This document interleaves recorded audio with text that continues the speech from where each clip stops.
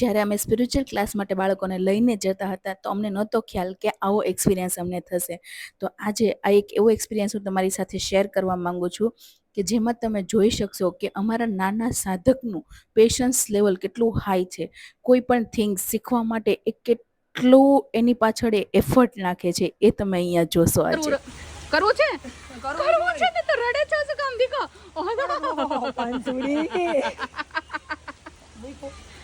એવું તો સ્ટ્રોંગ થવાય પણ સ્ટ્રોંગ થવાય નહીં કરના હે તો છોડ દો. કરવું છે ને આપણે રોવાનું. ચાલ તો એને આટી મરાઈ દે, હાથ આટી મરાઈ દે. જો કે તું ખાલી સ્ટ્રોંગ બન, कुछ नहीं होएगा. હવે જો